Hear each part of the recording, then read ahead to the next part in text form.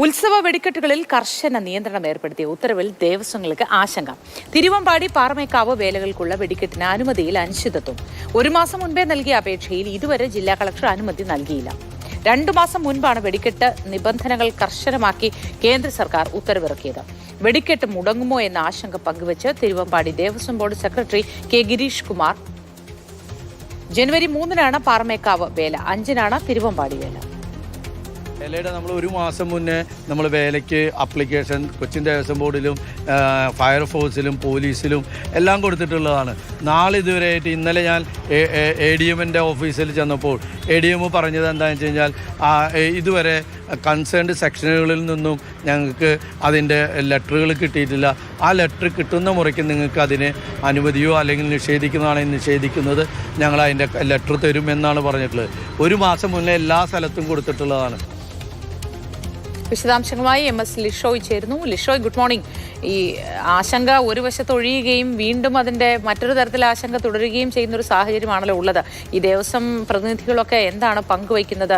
ഏത് തരത്തിലാവും ഇനി ഈ കാര്യങ്ങൾ മുന്നോട്ട് കൊണ്ടുപോകാൻ കഴിയുക ഇവർക്കൊക്കെ?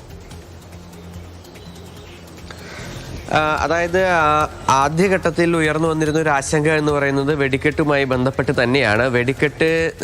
വെടിക്കെട്ട് നടത്തുന്നതിന് നേരത്തെ ഉണ്ടായിരുന്ന നിയന്ത്രണങ്ങൾ വളരെയധികം മാറ്റിക്കൊണ്ട്, അതായത് ഇപ്പോൾ തൃശ്ശൂർ പൂരത്തിൻ്റെ വെടിക്കെട്ട് നടത്താൻ കഴിയാത്ത വിധത്തിൽ കേരളത്തിലെ മാത്രമല്ല രാജ്യത്തെ ആകെ വെടിക്കെട്ടുകൾക്ക് നിയന്ത്രണം ഏർപ്പെടുത്തിക്കൊണ്ടാണ് കേന്ദ്ര സർക്കാർ ഉത്തരവ് ഇറക്കിയിരുന്നത്.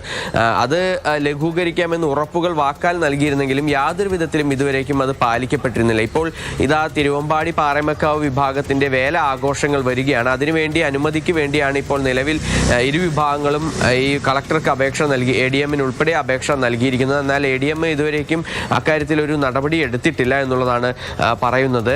ഈ നിയന്ത്രണങ്ങൾ ലഘൂകരിക്കാതെ ഇത്തരത്തിലുള്ള വെടിക്കെട്ടുകൾ നടത്താൻ കഴിയില്ല എന്നുള്ളതാണ്. ഇതിൽ ഒടുവിൽ നമുക്ക് അറിയാൻ കഴിഞ്ഞ് കൊച്ചിൻ ദേവസ്വം ബോർഡ് NOC നൽകിയിട്ടുണ്ട്. അവരുടെ സ്ഥലത്താണ് വെടിക്കെട്ട് നടത്തുന്നത്, അതായത് വടക്കുന്നാഥ ക്ഷേത്ര മൈതാനത്ത്.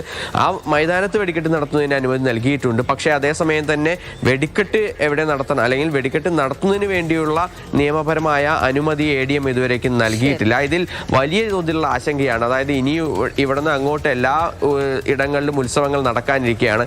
ആന എഴുന്നള്ളിപ്പുമായി ബന്ധപ്പെട്ട പ്രതിസന്ധികൾ നീങ്ങിയതിന് തൊട്ടു പുറകെയാണ് ഇതും ഒരു വെല്ലുവിളിയായി നിൽക്കുന്നത്. തീർച്ചയായിട്ടും. ശരി ലിഷോയ്.